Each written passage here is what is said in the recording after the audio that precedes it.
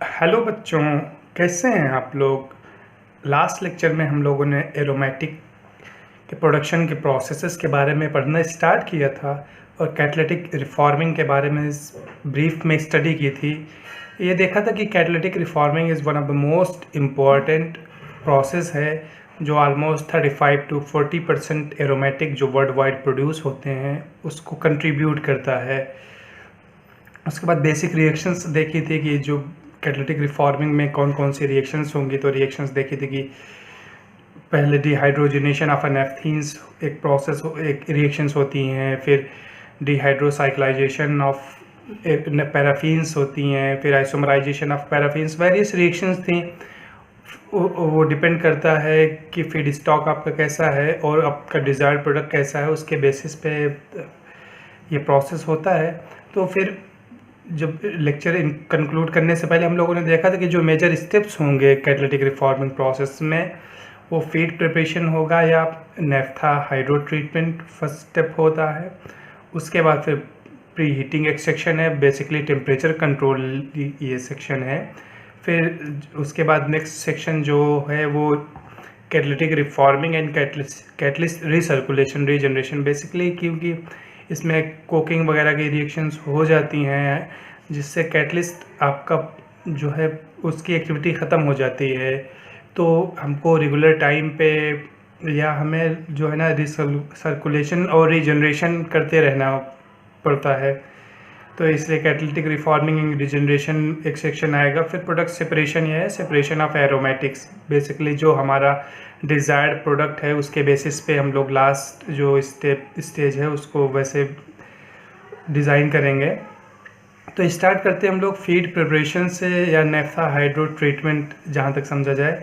तो बेसिकली इसमें naphtha hydro treatment में कि पहले तो हम लोग नेफ्था सेलेक्ट करते हैं, हमें नेफ्था किस रेंज का चाहिए, और वो उस बात पे डिपेंड करता है कि हमारा हमारा डिज़ायर्ड प्रोडक्ट कैसा है। अगर हमारा डिज़ायर्ड प्रोडक्ट आपका बेंजीन है तो हम लोग नेफ्था जो 60 to 90 डिग्री सेल्सियस के बॉइलिंग रेंज का नेफ्था था उसको यूज़ करते थे।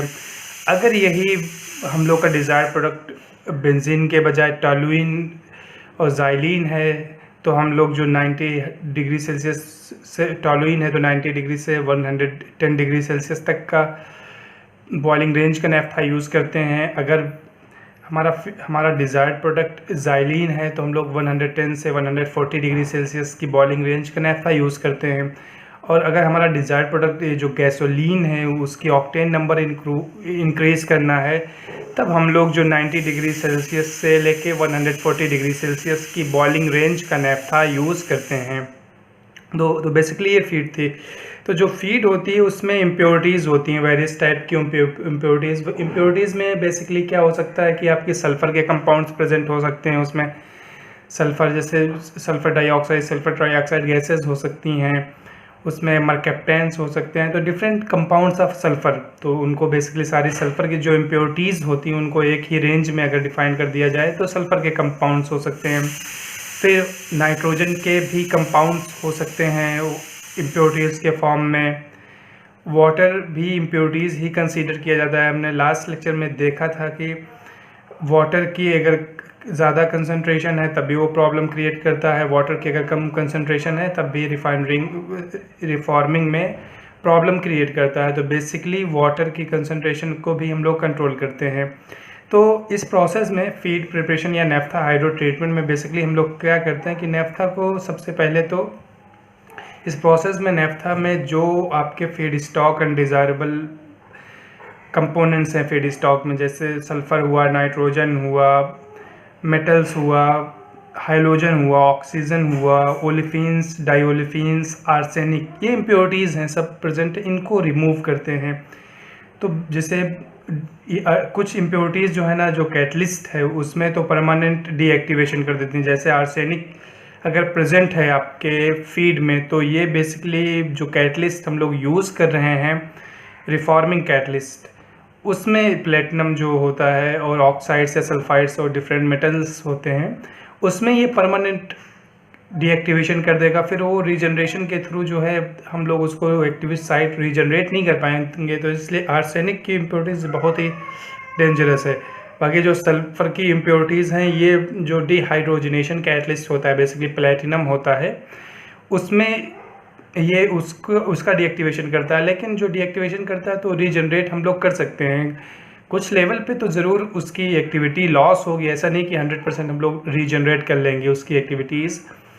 कैटलिस्ट साइड जो हैं, कुछ इम्प्योरिटीज़ कुछ लॉस होती हैं, लेकिन जो आर्सेनिक है अगर वो प्रेजेंट है अपने फीड में, तो बेसिकली परमानेंटली उसकी एक्टिविटी को ख़राब कर देता है।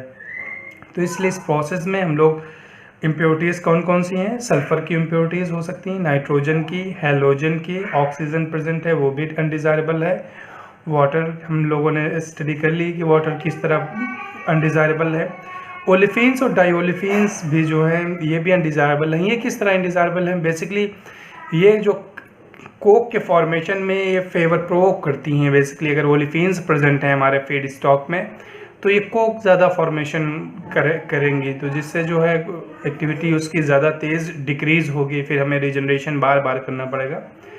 तो बेसिकली जो इस प्रोसेस में हम लोग क्या करते हैं, हाइड्रो ट्रीटमेंट में सबसे पहले फीड जो अपना है, फीड आपका नेफ्था है, जो भी हमें डिज़ायर प्रोडक्ट होगा, ज़ाइलिन डिज़ायर प्रोडक्ट होगा तो ज़ाइलिन के अकॉर्डिंग फीड लेंगे, बेंजीन डिज़ायर प्रोडक्ट है तो बेंजीन के अकॉर्डिंग फीड लेंगे, और गैसोलीन अगर इम्पॉर्टेंट है तो गैसोलीन के अकॉर्डिंग फीड लेंगे। तो हम लोग क्या करते हैं, फीड को जो है उसमें हाइड्रोजन मिक्स करते हैं। हाइड्रोजन मिक्स करने के बाद, क्योंकि ये इसमें हाइड्रोडिसल्फराइजेशन रिएक्शन होनी है, तो हाइड्रोजन को मिक्स करने के बाद उसको हीटर में ले जाते हैं, क्योंकि ये रिएक्शन 320 टू 380 डिग्री सेल्सियस, या इन जनरल हम कहें तो 300 टू 400 डिग्री सेल्सियस तक ये रिएक्शन होती है। तो इसमें हम लोग फीड को पहले प्री हीट करते हैं, मिक्स करके हीट करके सफिशिएंट टेम्परेचर तक इसको हीट करने के बाद फिर हम लोग उसको रिएक्टर में ले जाते हैं। रिएक्टर जो होता है फिक्स बेड रिएक्टर होता है अपना, जिसमें कैटलिस्ट की पैकिंग रहती है। 2 बेड होते हैं इसमें कैटलिस्ट के, एक निकिल और मोलिब्डेनम का। बेसिकली इस कैटलिस्ट में डिहाइड्रोसल्फराइजेशन और हाइड्रोडिनाइट्रिफिकेशन रिएक्शंस होती हैं। नाइट्रिफिकेशन कह दीजिए कि मतलब जो नाइट्रोजन के कंपाउंड्स हैं उसको भी हम लोग रिमूव करेंगे, जो सल्फ़र के कंपाउंड्स हैं उनको भी हम लोग रिमूव करते हैं। बेसिकली कन्वर्ट कर लेते हैं एक कंपाउंड्स में, क्योंकि हाइड्रोजन यूज़ करें तो सल्फ़र का जो कंपाउंड है H से रिलेटेड जो है ना, हाइड्रोजन के साथ रिएक्शन करके एक फॉर्म बना लेंगे जो आपका वेपर फॉर्म में होगी, और उसको सेपरेट करना हम लोग के लिए इजी होगा। नाइट्रोजन की जो इम्प्योरिटीज़ हैं, नाइट्रोजन के जो कंपाउंड्स हैं वो NH3 अमोनिया बना लेते हैं, तो उनको भी फिर अमोनिया को हम लोग सेपरेट कर लेते हैं। तो बेसिकली क्या होता है इसमें कि फीड को हाइड्रोजन के साथ हमने मिक्स करके पहले फर्नेस में ये ले गए, हीटर में ले गए, प्री हीटर बोल दीजिए इसको। उसके बाद हम लोग रिएक्टर में ले गए। रिएक्टर में जो निकिल और मोलिब्डेनम कैटलिस्ट होता है, 2 बिट्स होते हैं इसमें। पहले डिहाइड्रोसल्फराइजेशन रिएक्शन होगी, फिर उसके बाद नाइट्रेशन या हाइड्रोडिनाइट्रिफिकेशन रिएक्शन बोल दीजिए, वो होती है। अब इस प्रोसेस में जो सल्फ़र है उसको सल्फ़र के कंपाउंड्स में हम लोग कन्वर्ट करके निकाल लेते हैं। नाइट्रोजन को जो है अमोनिया फॉर्म करके यहाँ से कन्वर्ट कर लेते हैं। ऑक्सीजन के जो कंपाउंड है उनको वाटर में कन्वर्ट कर लेते हैं।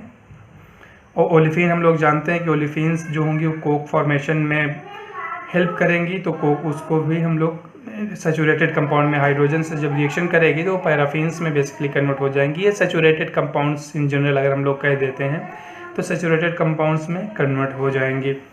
उसके बाद बेसिकली हम लोग यहाँ से उसको जो है जो अपना रिएक्टर के इफ्लुएंट हैं बेसिकली, और उसके बाद रिएक्टर क्योंकि ये इसमें कोकिंग होती रहती है तो हम लोग को रिएक्टर को बराबर रीजनरेट करना पड़ता है। तो आप दो रिएक्टर यूज़ कर सकते हैं। एक को जो है एक को आप मतलब कॉन्टिन्यूस ऑपरेशन में रखिए, दूसरे को जनरेशन में रखिए, रीजनरेट करते रहिए कैटलिस्ट को। एक ये प्रोसेस हो सकता है, या एक प्रोसेस ये दूसरा तरीका हो सकता है कि इसको मतलब कंटिन्यूसली हम लोग ऑपरेशन में रखते हैं 1 साल 1.5 साल जो उसकी लाइफ होती है कैटलिस्ट के डीएक्टिवेशन की। मतलब कैटलिस्ट की पूरी लाइफ नहीं, कैटलिस्ट की लाइफ तो ज़्यादा होती है। कुछ कैटलिस्ट उनकी लाइफ 5 ईयर होती है, कुछ कैटलिस्ट हैं उनकी लाइफ 10 to 20 ईयर्स भी होती हैं।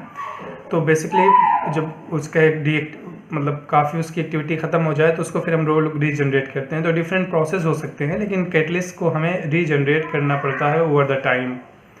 उसके बाद जो यहाँ से इफ्लुएंट निकला, इफ्लुएंट में बेसिकली आपका लिक्विड प्रोडक्ट्स होंगे। जो आपका फीड था बेसिकली लिक्विड ही था। उसके बाद उसमें जो ये आपके कंपाउंड्स बने हैं, सल्फ़र के कंपाउंड्स बने हुए हैं, मतलब हाइड्रोजन से जो कंपाउंड फॉर्म करके फिर नाइट्रोजन का जो अमोनिया बना है, उसको हम लोग ले जाते हैं फ्लैश में। हाई प्रेशर फ्लैश होता है, हाई टेम्परेचर फ्लैश होता है। इसमें फ्लैश में क्या होता है कि जैसे ले जाएंगे फ्लैश में तो जो लिक्विड और प्रोडक्ट हैं और गैसियस प्रोडक्ट हैं वो सेपरेट हो जाते हैं। तो जो गैसियस प्रोडक्ट हैं बेसिकली जो जिसमें मतलब जो, क्योंकि हाई टेम्परेचर फ्लैश है तो इसमें मेजर जो होंगे वो गैसियस प्रोडक्ट होंगे, जैसे आपका सल्फ़र के कंपाउंड्स हैं, आपके नाइट्रोजन के कंपाउंड्स हैं, वाटर वेपर्स हैं, वो ज़्यादातर पोर्शन में होगा। स्मॉल अमाउंट में आपका लिक्विड भी जो है, आपका नेफ्था फीड जो है वो भी चला जाता है। तो उसको फर्दर हम लोग लो टेम्परेचर फ्लैश में ले जाते हैं। वहाँ पे जो आपका नेफ्था अगर जो वेपराइज हुआ था वो कूल हो जाता है, और उसके बाद फिर जो आपकी इम्प्योरिटीज़ होती हैं बेसिकली, जिसमें कुछ अनरिएक्टेड उसमें जो जिसमें सल्फ़र कंपाउंड्स वगैरह हैं, उनको यहाँ से हम लोग रिमूव कर लेते हैं फ्लू गैस के फॉर्म में। लेकिन जो हाइड्रोजन है, क्योंकि हाइड्रोजन हम लोग यूज़ कर रहे हैं रिएक्शंस के लिए, तो उसको हम लोग को रिसाइकिल करना पड़ेगा। तो हाइड्रोजन को हम लोग रिसाइकिल कर लेते हैं। जो भी हाइड्रोजन की एक्स्ट्रा नेसेसिटी बनती है, ज़रूरत पड़ती है, आवश्यकता के हिसाब से हम लोग हाइड्रोजन इसमें ऐड भी करते रहते हैं। तो मेकअप हाइड्रोजन मतलब जो नेसेसरी और हाइड्रोजन है, जैसे 100 मीटर क्यूब पर आर की हाइड्रोजन की नेसेसिटी और 80 मीटर क्यूब पर आर की इधर से हाइड्रोजन मिल रही थी, 20 मीटर क्यूब पर आर की, फॉर एग्जांपल बात करें हम लोग 20 मीटर क्यूब पर आर की हाइड्रोजन यहाँ इधर से ऐड कर लेंगे। तो जो नेसेसिटी हाइड्रोजन है, मतलब जो हाइड्रोजन कम पड़ रही है, उसको मेकअप हाइड्रोजन के थ्रू ऐड कर लेते हैं। अब जो लो टेम्परेचर फ्लैश से था, यहाँ से जो इम्प्योरिटीज़ तो हमारे यहाँ से रिमूव हो गई। ये हो सकता है कि स्मॉल अमाउंट में इम्प्योरिटीज़ और रह जाएँ, तो उनको फिर मतलब जो इसमें मेजर लिक्विड प्रोडक्ट होगा, और यहाँ से तो टोटल लिक्विड प्रोडक्ट्स होते हैं, उसको हम लोग ले जाते हैं स्ट्रिपर में। तो स्ट्रिपर में हम लोग एक स्ट्रिपर बॉयलर की हेल्प से इसको हीट करते हैं। यहाँ से फिर जो इम्प्योरिटीज़, जो थोड़ा बहुत इम्प्योरिटीज़ बची भी थी लास्ट में जो है, रेसिडुअल इम्प्योरिटीज़ जो है, उनको हम लोग टॉप से कंडेंस करके वो इसको हम लोग लाइट कंपोनेंट के फॉर्म में इम्प्योरिटीज़ को निकाल लेते हैं। और बाकी जो मेजर प्रोडक्ट अपना होता है वो इस वक्त क्या होता है, डीसल्फराइज नेफ्था होता है, जो बेसिकली हमारा फीड स्टॉक है पूरे प्रोसेस के लिए, कैटलिटिक रिफॉर्मिंग के लिए। जो फीड स्टॉक है वो यहाँ से हमें बॉटम से मिल जाता है। अब बॉटम से जो फीड स्टॉक मिला तो उसको नेक्स्ट स्टेप हमारा होना चाहिए कि उसकी हम लोग रिफॉर्मिंग करें, कैटलिटिक रिफॉर्मिंग करें। तो कैटलिटिक रिफॉर्मिंग करने से पहले कैटलिटिक रिफॉर्मर के बारे में पढ़ते हैं कि कैटलिटिक रिफॉर्मर जो हैं कौन कौन से टाइप के हो सकते हैं। बेसिकली जो इंडस्ट्रीज़ में यूज़ करते हैं हम लोग, तो 3 टाइप के कैटलिटिक रिफॉर्मर यूज़ कर रहे हैं। एक होता है सेमी रीजनरेटिव कैटलिटिक रिफॉर्मर।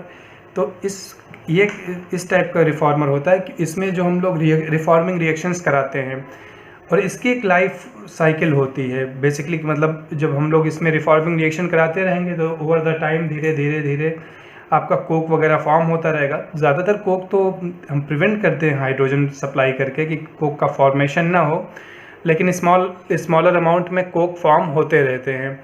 तो कोक जो है ना डिपॉजिट होता रहता है कैटलिस्ट पे, तो उसकी एक्टिविटी ख़त्म हो जाती है, मतलब लेस हो जाती है, जो फिर सफिशिएंट नहीं होती उस प्रोसेस को कंटिन्यू रखने में, क्योंकि उससे जो डिज़ायरेबल प्रोडक्ट हमारे होंगे वो उतने क्वांटिटी में नहीं प्रोड्यूस हो रहे होंगे। तो इस प्रोसेस में क्या करते हैं हम लोग कि कुछ दिनों तक, मतलब इनकी लाइफ जो होती है 1 साल से 1.5 साल तक होती है, हम लोग इनको कॉन्टीन्यूसली ऑपरेट करते हैं। उसके बाद ऑपरेट करने के बाद जब ये उसको फिर हम लोग रीजनरेशन में ले जाते हैं, मतलब प्रोसेस को क्लोज़ करते हैं, प्रोसेस को ऑपरेशन को स्टॉप करते हैं, रीजनरेट करते हैं। और रीजनरेट करने के बाद जब रीजनरेट हो जाता है तो फिर से प्रोसेस स्टॉप करते हैं। तो एक प्रोसेस से दूसरे प्रोसेस को स्टार्ट होने के बीच को एक साइकिल बोलते हैं, मतलब उसमें पहला प्रोसेस कंप्लीट होगा, फिर रीजनरेशन होगा, फिर दूसरा प्रोसेस स्टार्ट होगा। तो ये साइक्लिक फैशन में जो है ना ऑपरेट करते हैं। तो रीजनरेशन करने के बाद फिर उनको फिर ऑपरेशन में ला देते हैं। जो दूसरा सिस्टम होता है ये ऑपरेशन का एक कैटलिस्ट का, ये तो पहले रीजनरेटिव सिस्टम था, मतलब इसमें सेमी रीजनरेटिव था कि हम लोग रीजनरेशन करते हैं लेकिन कंटिन्यूस रीजनरेशन नहीं होता है, उसमें कुछ दिनों के बाद हम लोग रीजनरेट करते हैं। तो कई साइकिल्स होती हैं, कई मल्टीपल रीजनरेशन कर सकते हैं। जो दूसरा मेजर जो टाइप ऑफ रिफॉर्मर यूज़ करते हैं, साइक्लिक फिक्स बेड रिफॉर्मिंग करते हैं। और इसमें क्या होता है, ये ज़्यादा सीवियर कंडीशंस पे ऑपरेट करता है, क्योंकि उसको बहुत ज़्यादा सीवियर कंडीशंस पे ऑपरेट कर देंगे तो जल्दी वो कोक डिपोजिशन हो जाएगा, तो फिर आपको जो साइकिल है वो साइकिल की लेंथ कम हो जाएगी। तो इसलिए हम लोग जो साइक्लिक फिक्स बेड दूसरे टाइप के हैं, साइक्लिक फिक्स बेड रिफॉर्मेट होते हैं।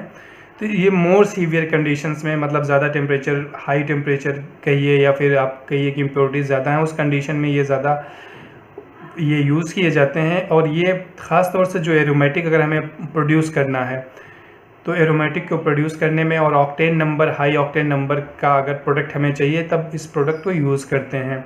इसमें क्या है कि कई रिएक्टर्स एक साथ ऑपरेट करते हैं, उस प्रोसेस में भी 2-3 रिएक्टर एक साथ ऑपरेट करते हैं। तो जब 2-3 रिएक्टर, इसमें क्या है, 2-3 रिएक्टर एक साथ ऑपरेट हो रहे होते हैं, लेकिन जैसे पहले रिएक्टर में पहले प्रोसेस करते हैं, उसके बाद जैसे वो रिएक्टर, मतलब रिएक्टर में ऑपरेशन कंप्लीट हुआ तो उसको हम लोग स्टॉप कर देते हैं ऑपरेशन, और दूसरे वही मैनिफोल्ड और वाल्व की हेल्प से दूसरे रिएक्टर में भेज देते हैं फीड। वहाँ पे फिर कैटालिटिक रिफॉर्मिंग होती रहती है और ये वाला जो रिएक्टर है उसको रीजनरेशन में डाल देते हैं। तो ये प्रोसेस कंटिन्यूअस होता है, ये प्रोसेस कभी स्टॉप नहीं होता है। जो रेगुलर मेंटेनेंस के लिए प्लांट को क्लोज करते होंगे उसी के लिए जस्ट स्टॉप करते हैं इसको, अदरवाइज़ ये प्रोसेस कंटिन्यूअस चलता रहता है। एक रिएक्टर में रिएक्शन होती रहती हैं और दूसरा रिएक्टर जो है ना रीजनरेशन में रहता है। और तीसरा जो है कंटिन्यूअस कैटालिटिक रिफॉर्मर, जो रिसेंट डेवलपमेंट हैं वो कंटिन्यूअस कैटालिटिक रिफॉर्मर में होते हैं। इस रिफॉर्मर में क्या करते हैं, ये रिएक्टर्स को स्टैक फॉर्म में रखते हैं। एक्चुअली इसमें मूविंग बेड होता है और इसको फ्रिक्वेंटली हम लोग रीजनरेट करते रहते हैं। तो इससे क्या हेल्प होती है कि जो प्रेशर, ये जो प्रोसेस है वो लोअर प्रेशर पे हो जाता है। और क्योंकि ये जो हम लोग का ये प्रोसेस है डिहाइड्रोजनेशन ऑफ नेफ्थीन्स या hydrocyclisation, dehydrocyclisation of paraffins, isomerisation of paraffins, जो हम लोग का डिज़ायर्ड रिएक्शंस हैं वो लो प्रेशर और हाई टेम्परेचर रिएक्शंस हैं। तो इस तरह अगर हम लोग मूविंग बेड में यूज़ करते हैं, इसमें स्टैक में होते हैं, एक के नीचे एक ऐसे रिएक्टर लगे हुए होते हैं, तो वो जो है ना मूविंग बेड में होता है रिएक्टर। तो इसकी जो है ना फ्रीक्वेंट हम लोग रीजनरेशन करते रहते हैं। तो इस प्रोसेस से क्या होता है कि जो हमारा एरोमेटिक कंटेंट है वो बहुत ज़्यादा मतलब प्रोड्यूस होता है, और octane number in comparison to जो दो प्रोसेसेस हमने पीछे देखे हैं, साइक्लिक फिक्स बेड रिफॉर्मेट या रीजनरेटिव टाइप के जो रिएक्शंस हैं, उसमें उसके कंपैरिजन में ऑक्टेन नंबर हाई होती है, हाइड्रोजन का प्रोडक्शन भी जो है ज़्यादा होता है। लेकिन ये जो उसमें जो है ना वो सब रिएक्टर्स जो ज़्यादा होते थे वो एक्सियल फ्लो होते हैं, मतलब एक्सिस के अकॉर्ड से फीड जनरेट इंटर होती है, फिर पूरे रिएक्शन होती हैं। ये जो टाइप के रिएक्टर होते हैं ये रेडियल फ्लो रिएक्टर होते हैं। ये तो चाहे रिजनरेटिव मोड में चाहे आप इनको ऑपरेट करिए या तो एक के ऊपर एक वो इनको स्टैकिंग के फॉर्म में ऑपरेट कर सकते हैं। तो ये 3 बेसिक टेक्नोलॉजीज़ हैं जो यूज़ होती हैं कैटालिटिक रिफॉर्मिंग के। तो अब हम लोग इस प्रोसेस में, क्योंकि सबसे ओल्ड प्रोसेस है और अभी भी बहुत ज़्यादा जगह semi regenerative catalytic reforming use किया जाता है वर्ल्ड वाइड, लेकिन जो रिसेंट डेवलपमेंट है, जो नई टेक्नोलॉजीज़ हैं वो कंटिन्यूअस कैटालिटिक रिफॉर्मर के बेसिस में है। तो ज़्यादातर यूज़ किया जाता है कैटलिस्ट, ये सेमी रीजनरेटिव कैटालिटिक रिफॉर्मर। तो इसी के बारे में हम लोग थोड़ा सा पढ़ेंगे कि ये किस तरह ऑपरेट करता है। तो इसमें जो ये प्रोसेस है इसमें कई रिएक्टर्स होते हैं। तो ये जैसे इसमें देखिए मल्टीपल रिएक्टर होते हैं। तो इसमें सबसे पहले हम लोग क्या करते हैं कि जो इसमें कैटलिस्ट क्या यूज़ करना है वो डिसाइड करते हैं। तो हम लोग जानते हैं कि जो आपकी कौन कौन सी रिएक्शन है, डिहाइड्रोजनेशन रिएक्शंस हैं, जो नेफ्थीन्स की डिहाइड्रोजनेशन होती है, आइसोमराइजेशन रिएक्शंस हैं पैराफिन्स की, और डिहाइड्रोसाइक्लाइजेशन रिएक्शंस हैं। तो हमारा जो टारगेट है, जो बेसिकली हमको लोग को चाहिए इस प्रोसेस में, वो कौन कौन सी रिएक्शंस चाहिए। हम लोग को नेफ्थीन्स जो हैं उनको पहले डिहाइड्रोजनेशन करके उनमें एरोमेटिक प्रॉपर्टीज़ इंट्रोड्यूस करना है तो डिहाइड्रोजिनेशन ऑफ नेफ्थीन्स होती हैं। और दूसरी जो प्रोसेस हम लोग ज़्यादा इंटरेस्टेड हैं जो रिएक्शंस, वो है डिहाइड्रोसाइक्लाइजेशन, कि पहले हाइड्रोजन रिमूव हो, उसमें ओलिफेनिक प्रॉपर्टीज़ है, उसके बाद साइक्लाइजेशन हो के एरोमेटिक कंपाउंड्स फॉर्म हो जाए। तो बेसिकली जो पैराफिन्स हैं वो ये रिएक्शंस देती हैं। तो उसी हिसाब से हम लोग कैटलिस्ट सेलेक्ट करते हैं। तो कैटलिस्ट के फर्स्ट लेक्चर में हम लोगों ने स्टडी की थी कि बाईमेटलिक कैटलिस्ट यूज़ करते हैं जिसके दो फंक्शंस होते हैं। जो हाइड्रोजनेशन फंक्शन होता है जो उसके लिए प्लेटिनम कैटलिस्ट हम लोग यूज़ करते हैं, और जो आपके एसिडिक फंक्शंस होती हैं उसमें जो है ऑक्साइड्स वेरियस मेटल्स के, जैसे टंगस्टन के हैं, निकिल के हैं, वो सब हम लोग ऑक्साइड्स उसके यूज़ करते हैं। तो इस प्रोसेस में जो आपकी ये यहाँ से रिफॉर्मेट ऑब्टेन हुआ, यहाँ से जो नेफ्था आपका डिसल्फ्राइज नेफ्था ऑब्टेन हुआ था, जो बेसिकली फीड है आपका रिफॉर्मिंग प्रोसेस के लिए, उसको हम लोग पहले तो हीट करते हैं, क्योंकि यहाँ पे जो रिफॉर्मिंग रिएक्शंस होती हैं वो हायर टेम्परेचर पे होती हैं, 500 to 550 डिग्री सेल्सियस पे। ये जो डिहाइड्रोजिनेशन, डिहाइड्रोसल्फ्राइजेशन और डिहाइड्रोनाइट्रेशन रिएक्शंस थी वो हो रही थी 300 to 380 डिग्री सेल्सियस पे। लेकिन जो रिफॉर्मिंग रिएक्शंस है वो हायर टेम्परेचर पे होती हैं। तो इसलिए पहले हम लोग को तो जो ये फीड है उसको हीट करना पड़ता है, हीटर में हम लोग हीट करते हैं तो उससे उसका कुछ टेम्परेचर रेज होता है। बेसिकली ये इंटीग्रेटेड हीट टाइप का हीटर होता है। यहाँ से जो आपका फाइनल रिएक्टर है उससे जो आपकी स्ट्रीम निकलेगी, क्योंकि रिएक्टर ऑपरेट हो रहे हैं अप्रॉक्सीमेटली 500 डिग्री सेल्सियस पे, तो जो फाइनल रिएक्टर है आपका उससे जो स्ट्रीम निकलती है वो हायर टेम्परेचर पे होती है। तो उसके हेल्प से तो पहले प्री हीट करते हैं, हम कोई अपनी तरह एक्स्ट्रा हीट नहीं देते हैं, हीट कर लेते हैं, उससे इसका टेम्परेचर कुछ रेज हो जाता है। उसके बाद फिर हम लोग इसको फर्नेस में ले जाते हैं। फर्नेस में जाए फिर वहाँ पे हम फ्लू गैसेस की हेल्प से या कोई और मीडियम हो सकता है फ्यूल की हेल्प से, फ्यूल का कंबशन करा के हम लोग हीट करते हैं उसको। जो हीट करते हैं तो आपका डिज़ायर्ड जो रिएक्शन टेम्परेचर है 500 डिग्री सेल्सियस के आसपास वहाँ तक पहुँच जाता है। उसके बाद फिर हम लोग उसको रिफॉर्मर में ले जाते हैं। तो जो पहला रिफॉर्मर, तीनों रिफॉर्मर में वो थोड़ा सा टेम्परेचर का भी वेरिएशंस हैं इन तीनों रिफॉर्मर में। तो जो पहला रिफॉर्मर है वो लगभग 440 to 450 डिग्री सेल्सियस पे जो इसकी मतलब ये पूरा रेंज होता है।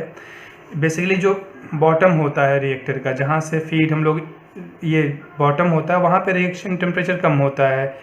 और बेसिकली जो टॉप जो टॉप होता है जहाँ से फीड हम लोग करते हैं वहाँ पे रिएक्शन टेम्परेचर कम होता है। जैसे जैसे हम लोग और नीचे आते जाते हैं रिएक्शन का टेम्परेचर जो है ना, मतलब इस रिएक्टर का टेम्परेचर इंक्रीज करता जाता है। तो जो इनका वेरिएशन होता है 30 to 70 डिग्री सेल्सियस का वेरिएशन हो सकता है इसमें। तो बेसिकली जैसे 440 पे हम लोगों ने इंटर किया तो 450 तक इसका जो इफ्लुएंट जो टेम्परेचर होगा वो रिएक्टर का, रिफॉर्मर का, बेसिकली रिफॉर्मर का ही है, रिएक्टर का ही है, वहाँ पर तक होता है।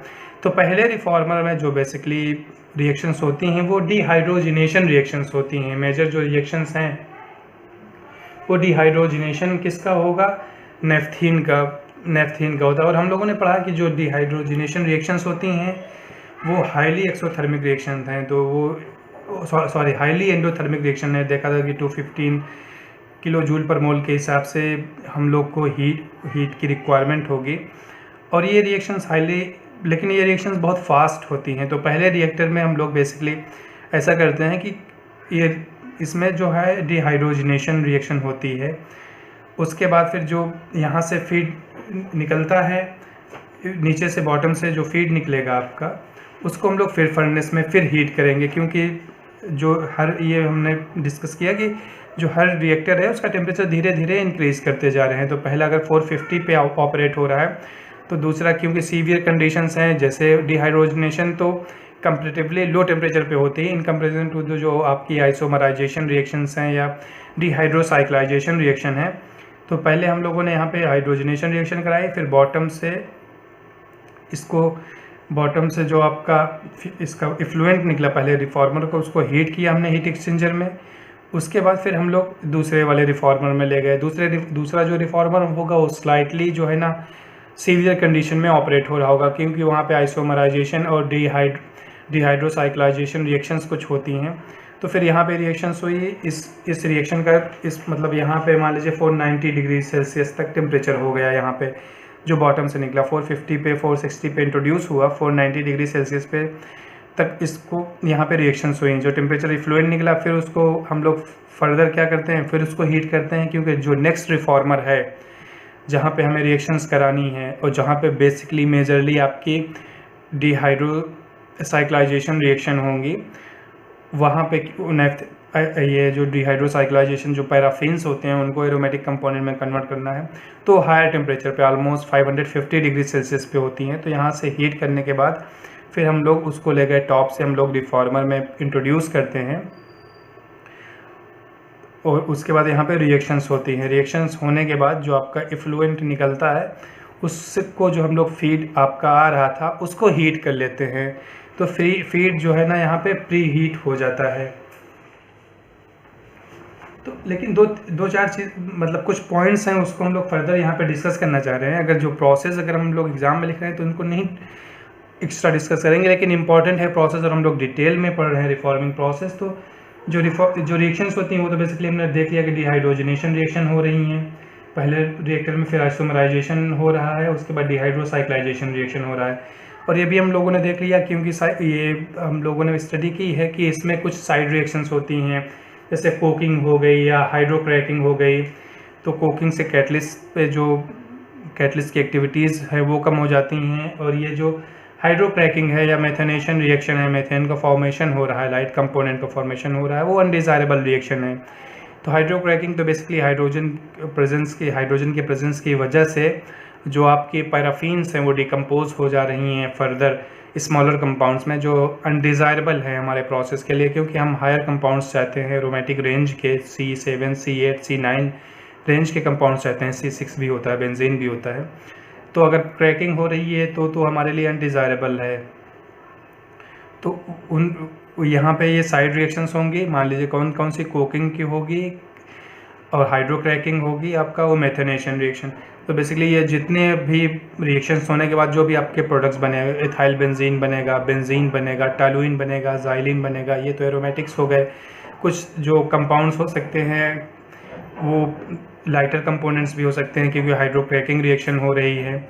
तो उन सब को हम लोग क्या करते हैं, ये जो आपकी फीड आ रही थी उससे हीट करते हैं, उसके बाद फर्दर प्रोसेसिंग के लिए ले जाते हैं। लेकिन उसके पहले 2-3 पॉइंट्स जो हम लोग देखना चाहते हैं। रिएक्शन टेम्परेचर देखा था कि ये जो रिएक्शंस हैं बेसिकली जो चाहे डिहाइड्रोजनेशन रिएक्शन हो, चाहे आपकी डिहाइड्रोसाइक्लाइजेशन जो हो, चाहे आइसोमराइजेशन रिएक्शंस हो, ये हाई टेम्परेचर और एंडोथर्मिक रिएक्शंस हैं। तो जैसे जैसे टेम्परेचर हम लोग इंक्रीज़ करते हैं तो ये रिएक्शंस फास्ट होती हैं। लेकिन इशू ये है कि अगर हमने ज़्यादा टेम्परेचर इंक्रीज़ कर दिया तो ये रिएक्शंस जो साइड रिएक्शंस है, कोक फॉर्मेशन, वो भी ज़्यादा होने लगता है अगर ओलिफिन्स कंटेंट हैं उनके पॉलीमराइजेशन से, या फिर आपके जो हाइड्रोक्रैकिंग रिएक्शंस हैं वो ज़्यादा फास्ट होने लगती हैं। उसके बाद फीड क्वालिटी ऑलरेडी हम लोग पढ़ चुके हैं कि उसमें हम लोग जो फीड क्वालिटी चाहते हैं वो एक पैरामीटर होता है, उससे हम लोग डिफ़ाइन करते हैं बेसिकली उसमें N+2A एक पैरामीटर होता है, उसके बेसिस पे ही हम लोग इसको फीड को डिफ़ाइन करते हैं कि फीड का कंटेंट कैसा होना चाहिए। तो हमारा जो है N+2A इसका एक इंडेक्स होता है, N+2A। N जो है ना नेफ्थेनिक कंटेंट है, क्या है ये नेफ्थेनिक कंटेंट है, और जो 2A में A जो है ना एरोमेटिक कंटेंट है। तो फीड जिस फीड का इंडेक्स मतलब जितना ज़्यादा N+2A कंटेंट रहेगा या इंडेक्स जो N+2A जितना ज़्यादा रहेगा वो एरोमेटिक के प्रोडक्शन के लिए उतनी ज़्यादा बेटर रहेगी। और प्रेशर भी एक इम्पॉर्टेंट फैक्टर है इसमें। प्रेशर जो हम लोग ज़्यादा नहीं रखते हैं, प्रेशर जो लो, क्योंकि सारे रिएक्शंस जो हम लोग स्टडी कर रहे हैं वो लो प्रेशर रिएक्शन हैं। तो जो प्रेशर रखते हैं हम लोग इस प्रोसेस में 5 to 35 किलोग्राम पर सेंटीमीटर स्क्वायर का प्रेशर रखते हैं। अगर जैसे जैसे हम लोग प्रेशर कम करते हैं वैसे वैसे डिहाइड्रोजनेशन जो नेफ्थीन्स का और डिहाइड्रोसाइक्लाइजेशन जो है ना पैराफिन्स का वो फेवर करती हैं। एक इम्पॉर्टेंट फैक्टर है hydrogen to hydrocarbon ratio. Basically hydrogen जो है वो क्या करता है, अगर हाइड्रोजन जो कोक फॉर्मेशन हो रहा है, जो कोक फॉर्मेशन के लिए जो आपकी प्रिकर्सर्स हैं, मान लीजिए कौन सी हैं, ओलिफिन्स हैं, तो उनसे रिएक्ट करता है उनको, तो उनसे रिएक्ट करके उनको सैचुरेटेड कंपाउंड्स में कन्वर्ट कर देता है।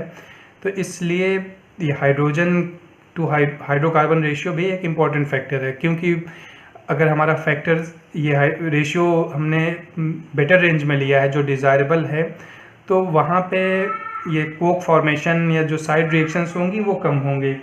तो और उससे ये फ़ायदा और ये होगा कि कोक हम लोग को रीजनरेशन बार बार नहीं करना पड़ेगा।